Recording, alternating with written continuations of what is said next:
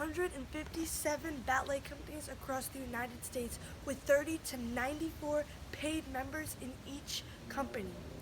The largest ballet school in the world is the Cuban National Ballet School, with more than 3,000 students according to National Geographic. Today, I am going to inform you about a well-known form of dance called ballet. I will discuss its history, point shoes, and what it's like to be a dancer. Ballet is defined as a type of performance dance that originated during the Italian Renaissance in the 15th century and later developed into a concert dance form in France and Russia. Since then, it has become a widespread, highly technical form of dance with its own vocabulary based on French terms. Some of those terms include plié to bend, tendu to stretch, sauté to jump. Every class is conducted with combinations. Each combination has a variety of steps woven in a quick line. Changement, changement, sauté, tombe, assemblé, saut, cut, and repeat.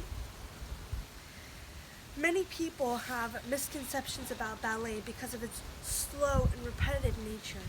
But something that might shock a few people is that it isn't repetitive at all.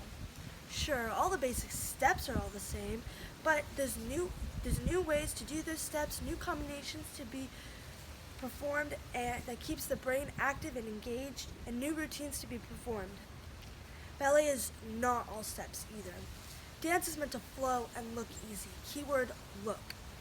Having the soft flowing arms takes tremendous upper, lower, and core strength.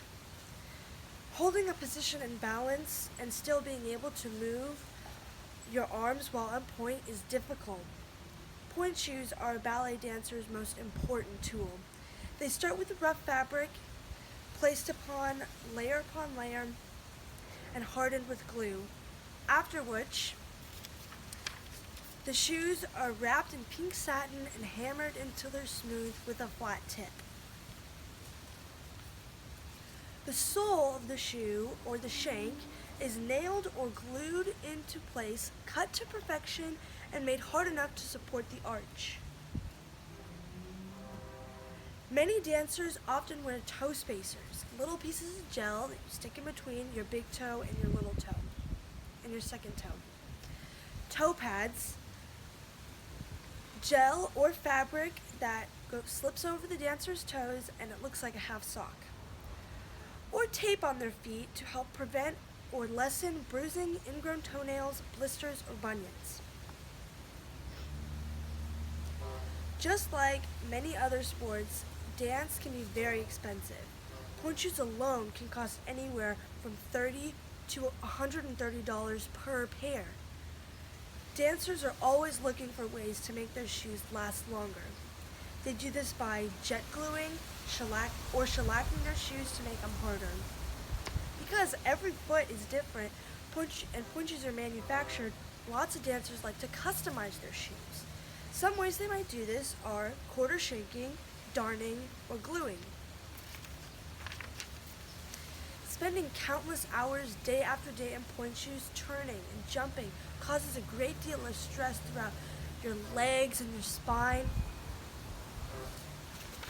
These are what professional dancers' feet look like, and some students, versus what normal feet look like. As you can see, there's lots of bruises and bruised toenails and blisters and bunions.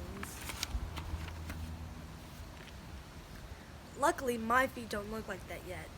An average student spends 2 to 3 hours a day on point, while an average professional spends 6 hours a day on point.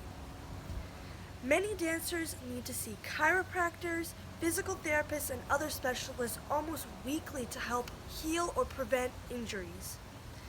For some, ballet is not just an activity, sport, or form of entertainment. It is a way of life. Ballet helps the dancer express their emotions and thoughts through movement, and the performances inspire audience members, all without saying a single word, because not everybody expresses themselves through public speech.